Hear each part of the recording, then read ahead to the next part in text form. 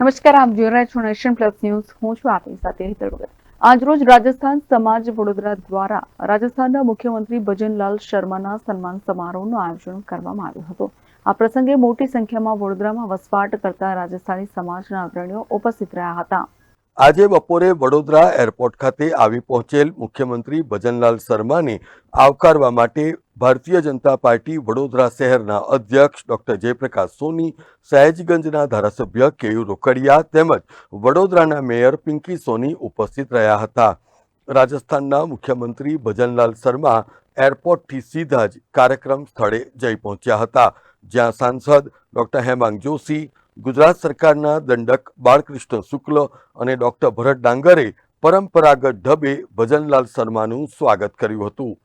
અત્રે નોંધનીય છે કે ગુજરાતમાં વસવાટ કરીને દેશ વિકાસમાં આગવું યોગદાન આપનાર રાજસ્થાની સમાજ એ સતત પ્રગતિના પંથે સમાજને આગળ વધારી રહ્યો છે.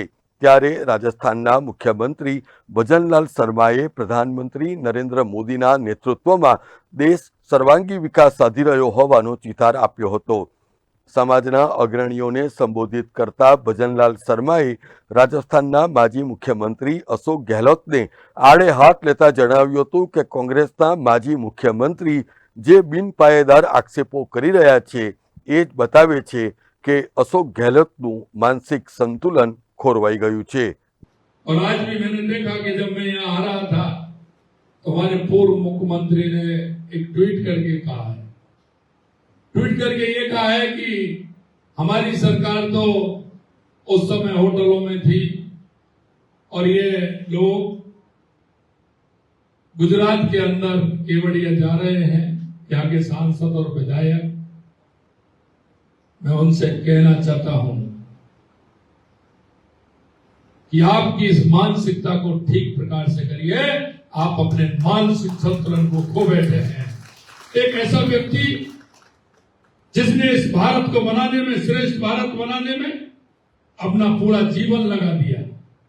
राजस्थान की रियासत नहीं, देश की रियासतों को एक करके उन्होंने एक श्रेष्ठ भारत बनाने का काम किया.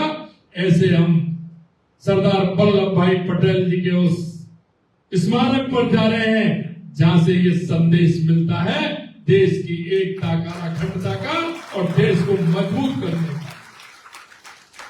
क्या हम उनके विचारों को संग्रहित नहीं करें, जिनको देश की आजादी से लेकर के देश के उत्थान में कितना बड़ा योगदान रहा. अरे गहलोत साहब, जरा इस देश की भावना और भाव को देखिए, देश के उन समर्पित लोगों को देखिए, देश के उस विचारों को देखिए जो इस मां भारती के लिए अपने आप को सर्वोच्च करना चाहता है. अच्छे विचार आपको लेने चाहिए. अगर आप अच्छे विचार लेते तो आपकी ऐसी दुर्गति नहीं होती कि जो पूरे देश के अंदर थी. आप एक दो राज्यों में निहित हो रहे हैं, एक दो राज्यों में सिमट कर रह गए हैं. आपकी यही मानसिकता और आपका यही दोहरापन आपको ले डूबा, आगे भी आपको ले डूबेगा, ये भी मैं कहना चाहता हूं. અત્રે નોંધનીય છે કે રાજસ્થાનનું મંત્રીમંડળ, ધારાસભ્યો, સાંસદો અને સંગઠનના સારથીઓ 3 દિવસ માટે એકતાનગર ખાતે સ્ટેચ્યુ ઓફ યુનિટીમાં આવી પહોંચ્યા છે, જેમાં ભાગ લેવા પૂર્વે મુખ્યમંત્રી રાજસ્થાન સમાજ દ્વારા આયોજિત કાર્યક્રમમાં ઉપસ્થિત થયા હતા. Bureau report, Nation Plus News, Vadodara.